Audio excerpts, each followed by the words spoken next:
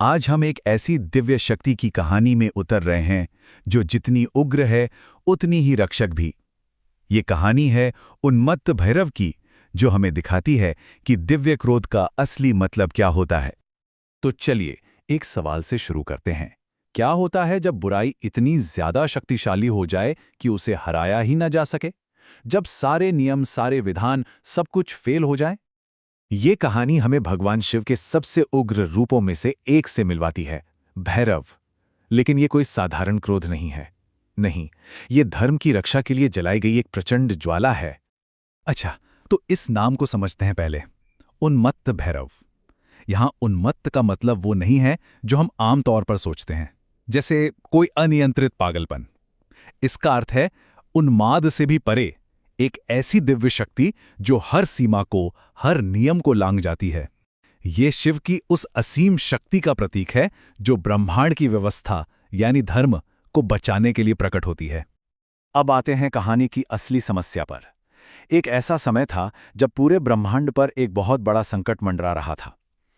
एक ऐसी शक्ति का उदय हुआ जिसे कोई भी किसी भी तरह से रोक नहीं सकता था। तो ये सब हुआ कैसे?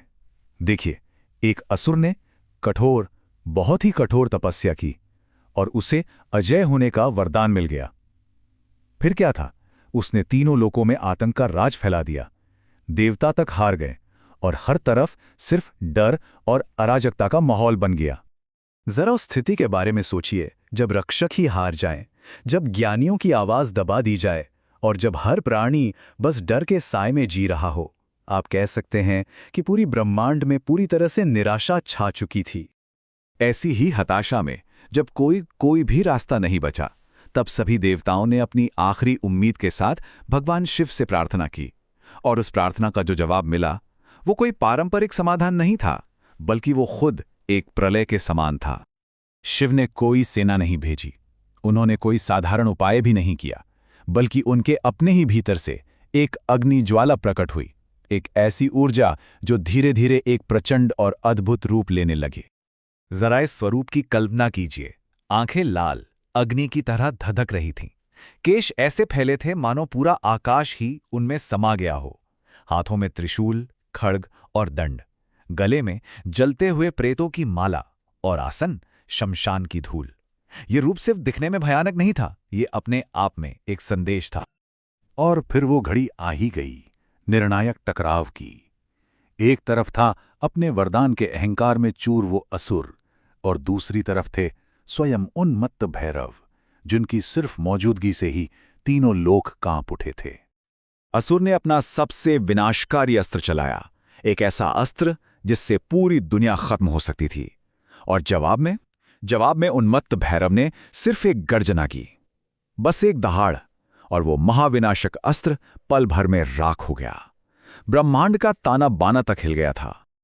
और फिर भैरव ने वो कहा जो इस पूरी कथा का सार है, अहम कालः, धर्म रक्षा के लिए मैं स्वयं नियम बनाता हूं, यानी मैं ही समय हूं। और जब बात धर्म की रक्षा की हो तो नियम मैं खुद बनाता हूं। इसका मतलब बहुत गहरा है कि जब व्यवस्था पर संकट आता है तो उसे बचाने के लिए साधारण नियमों को भी लांघना पड़ता है। इसके बाद जो हुआ वो तो होना ही था।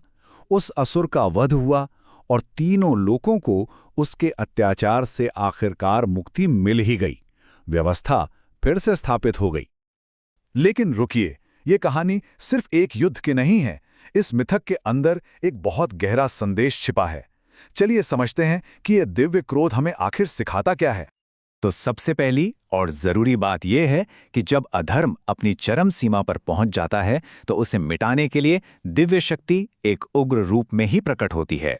दूसरी बात, ये रूप दुश्मनों के लिए बेशक विनाशकारी है, लेकिन भक्तों के लिए हमेशा कल्याणकारी और सुरक्षा देने वाला होता है। और सबसे अहम, ये उन्माद कोई अराजकता नहीं है, बल्कि एक ऐसा दिव्य संकल्प है जिसे कोई नहीं रोक सकता। ऐसा कहा जाता है कि उन्मत्त भैरव की कृपा उन लोगों पर हमेशा बनी रहती है जो न्याय, सत्य और साहस के मार्ग पर चलने का फैसला करते हैं। तो ये सिर्फ एक देवता की कहानी नहीं, बल्कि इन गुणों को जीवन में अपनाने की एक प्रेरणा भी है। तो ये कहानी हमें एक बहुत ही विचारोत्तेजक सवाल के साथ छोड़ जाती है।